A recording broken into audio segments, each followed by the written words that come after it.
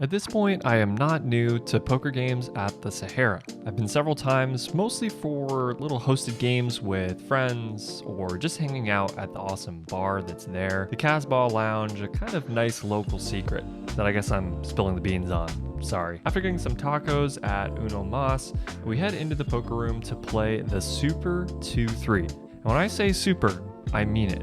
The min buy-in to this game is $600, a whopping 200 big blinds, which is the cap at most games of 2.5 or 5.10 that have a cap, and is pretty unheard of at anything smaller. And by the way, the absolute maximum is uncapped.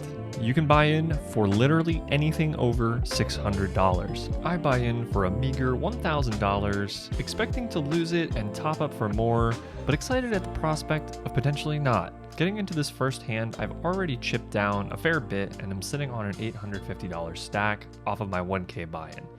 I open with pocket fives and the cutoff to $15.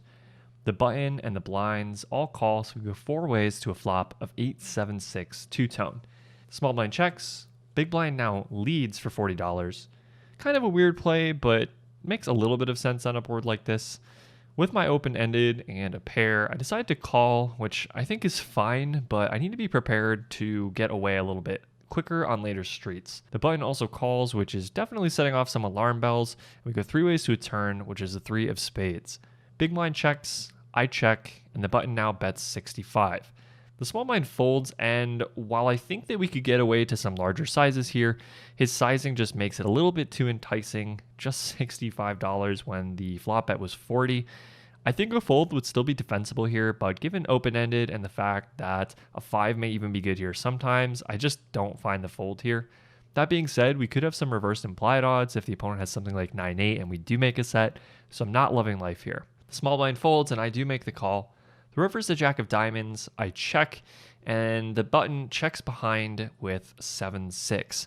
I actually think that he played the hand pretty great, and we debatably played it pretty poorly, but that's just how it goes sometimes. I'm not going to ever claim to play perfectly, and particularly in what's supposed to be a fun and splashy game, I'm definitely not going to sweat this one too much. $750 in the stack now. I have decided not to top up just yet. Gonna try my luck and see if I can spin this up. The button straddles for $10, and all straddles are live in this game, so it can get pretty interesting in the right lineups. However, no double straddles come into play here. I'm not even sure if they're allowed when there's a button straddle on rather than an under the gun one, but I'm in the hijack with Jack 10 offsuit, and I decide to shake things up and bump it up to 40. The button calls, leaving himself roughly a $420 stack. Yes, that is the correct number. The flop comes 6-3 deuce rainbow. I decided to check here, as I would do with a lot of hands, and he bets $40. I decide, based on looking at him, I just don't think he has much, but this is not a hand I really want to get too cute with. I don't want to check raise small and then maybe get jammed on by something like ace-4, ace-5, or pocket sevens. I just want to rip it and kind of realize any equity I do have. The good news is he pretty much never has 10s plus, given that he just flatted pre. And even sets are pretty unlikely based on just looking at him and how he's betting. I think worst case scenario here is usually something like 4s or 5s, and I can live with that. I rip it in there, and he just folds, and of course, it's a fun game, so we show. Actually, at this game, we're supposed to show 1 every time we win the hand, but this time I just show 2 because, we got to kneel him a little bit, right? $800 in the stack here. I look down at pocket aces, cutoff opens, the button calls, and I believe I'm in the small blind or big blind here, and I make it 110. The button makes a call, and the flop comes king, deuce, deuce, two-tone. I down bet here to 60. This is not a board we have to bet very large on, and I will bet most of my 3-betting range here. He just rips it for 350, and of course we have a very easy snap call. We decide to run it once. It's a brick turn and a brick river, so I'm feeling pretty good about my hand, and even better when he says ace-king is good. I show my hand and, of course, scoop it. 13-20 in the stack. I have not topped up, so I'm officially in the black here. I open the button with ace-queen of diamonds to $15, and the big blind makes a very large 3-bet to 65. I shouldn't say very large. It's about 4 1/3. I make it 200. This, on the other hand, is a pretty big 4-bet.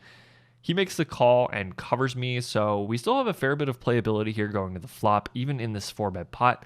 It's one of the things that makes a game like this really fun and exciting. Flop comes 8-8-4 with 2 diamonds. Loving life here. I have 2 overs, a flush draw, and he shouldn't really have an 8 all that often.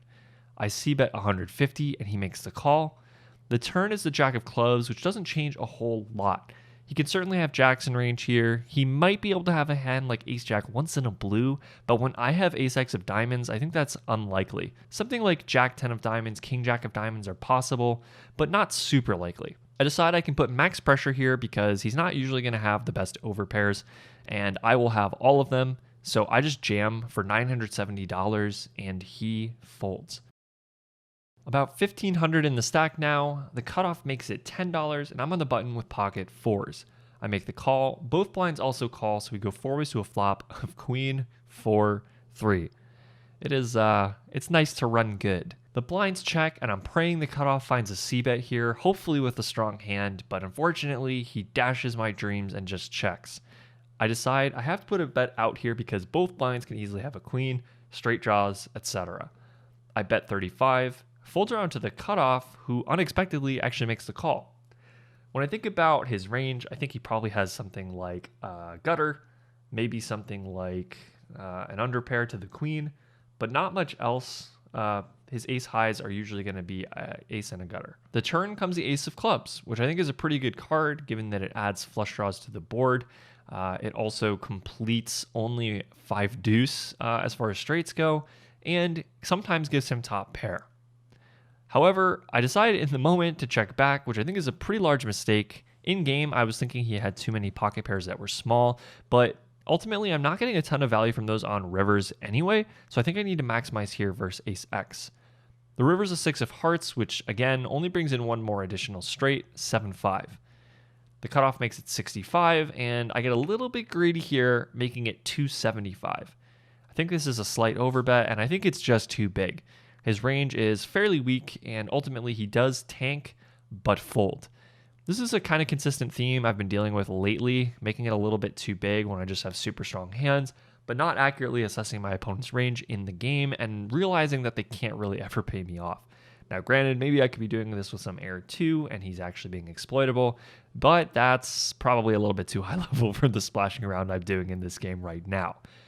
All in all, it was nice to run super hot in this fun game, in for $1,000, dipping down to $700 or so, but out for $1,985 in just 2 hours. Not even 2 hours, in fact. However, even though we pretty much broke the game ourselves, we managed to have an awesome time, win a little bit of money, and have a couple of drinks over at the Casbah Lounge. This game runs basically every Thursday, if I'm not mistaken, so you should check it out if you're ever in town and want to have a good time at this Super 2-3. Just make sure you bring at least $600.